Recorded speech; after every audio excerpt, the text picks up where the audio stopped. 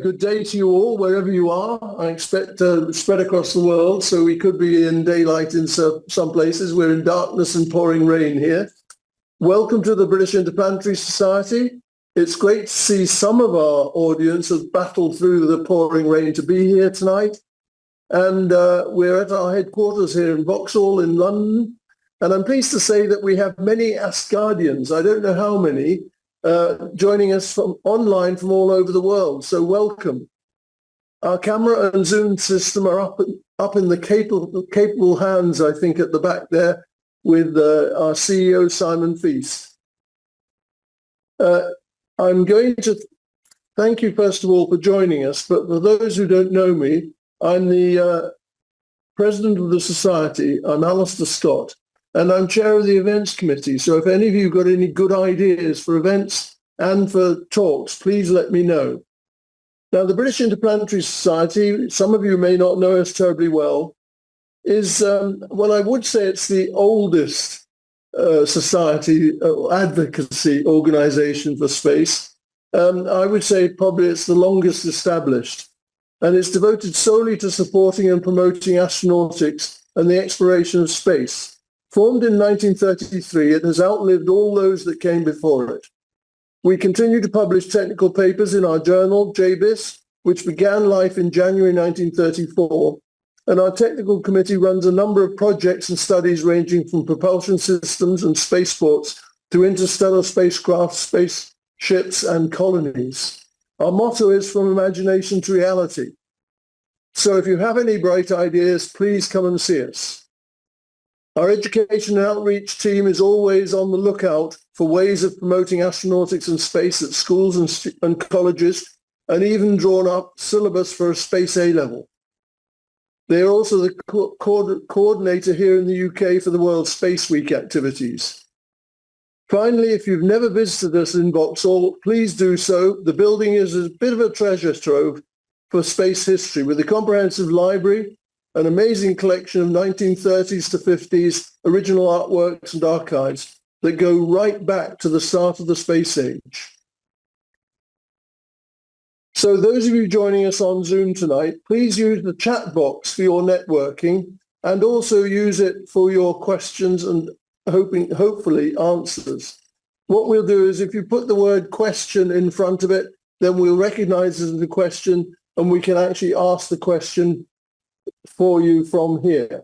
We may actually select you to come up on screen if that's possible. So I think moving on from there, I'd like to say that tonight we're extremely pleased that we have with us Lempit Opik, chair of the Parliament of Asgardia. So I'm hoping that you'll tell us a little bit more about it. Now, Lempit, I've known for donkey's years. I think we first met when you were first an MP with the Parliamentary Space Committee way back in 99. Yes, that was an interesting year. We were just trying to get Beagle 2 ready to go to Mars. And I think you joined us for the celebrations of launch and the commiserations of not actually doing what we were supposed to do. So it's really great to have you back here again, and we'll look forward to hearing all about Asgardia. So over to you, Lempit. Thank you very much. Thank you. First of all, thank you very much for inviting me. It's great to see old friends here again. My association with the British Interplanetary Society really got going when I was a member of Parliament. But my history with space goes back to my birth. My grandfather was Ernst Julius Opik. He was, in his day, a world-renowned astronomer, and he focused on the solar system, and he was heavily involved in the NASA space program to go to the moon. And here's the first great revelation.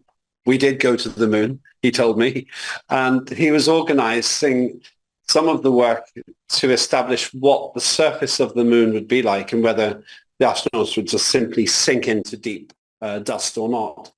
So from really the first year I could talk, I was surrounded by a vast library of books, nothing like as big as yours here, but not far off it. And my father, who was a nuclear physicist, could see my interest. And when I was 12, I was given a book by my father and grandfather, which I read and pretty much understood, and it turned out to be a PhD, a postgraduate book about astronomy, called Astronomy Now. I still have it, actually. I was looking at it just a few days ago. An explanation about my name. It's Estonian. I was born in Northern Ireland, but I grew up in an Estonian community there, which is quite an unusual thing. And English is my second language, which is why my grammar is probably better than my Estonian. But the language I love the most is the language of science. And when I was invited to be more active in a space nation that I was already very interested in, I was absolutely honored to say yes.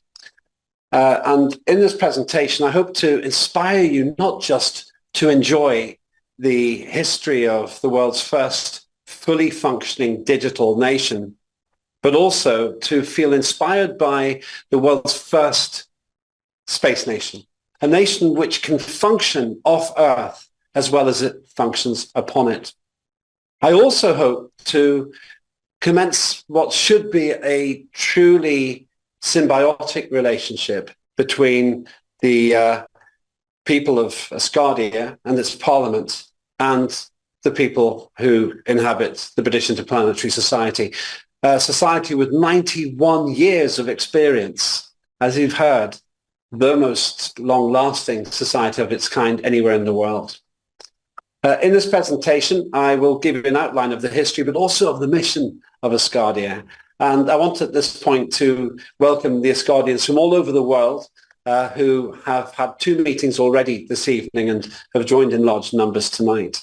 The Parliament itself represents over 40 terrestrial nations, and we have had over 1 million followers of Asgardia and thousands of residents too. Perhaps if I'm persuasive enough, you'll join Asgardia and be fellow travellers on our reach to the stars, which after all is the essence of why the British Interplanetary Society exists. Let's talk about Asgardia now. It's the first space nation, by which I mean the first dedicated nation that wishes to inhabit space, to start from a clean sheet, to take the best of humanity and our practices and try to leave some of the less popular and less desirable aspects of how we live behind.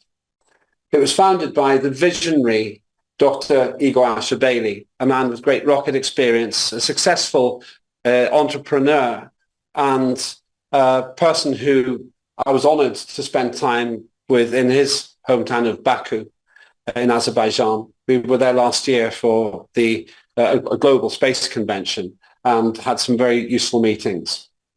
Dr. Asher Bailey understood one day that there was something wrong with how we do politics on Earth, and there's something limiting with nations competing in space races to dominate it. His vision was not to create a competition with terrestrial nations which are all too accustomed to war rather than peace.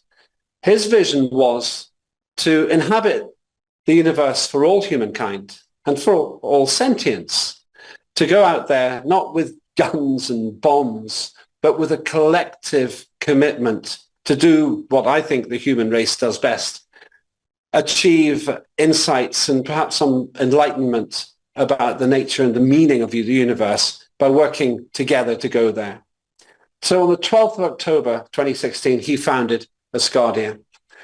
Many people thought that Asgardia would be a short-lived vanity project. They didn't think it would get anywhere. But here we are, 8 years later, and we're still going strong. Now, Asgardia can summarize its ambition in a simple sentence: to unite people in a transnational, equal and progressive society to build a new home for humanity in space and protect our cradle, planet Earth. Now, the current population of Asgardia comprises more than 1.1 million people from more than 200 earthly nations. Almost every nation on Earth has an Asgardian within it. And our motto, one humanity, one unity, really sums up what Dr. Asher Bailey's vision is for this, in his context, altruistic ambition, for he seeks no reward for it himself. He's trying to make a legacy for all of us and all of those who follow us. One humanity, one unity has led to one of the first Asgardian words, Oho, which is O-H-O-U, Ohu. That's what we say when we meet. And it may sound strange to you now, but it's just a natural thing that we say. And I learn already that a culture develops not through some enforced planning mechanism, but through the natural evolution of how people get on. For me, the Asgardian mission is to work together in a way which actually really achieves that unity and that sense of humanity.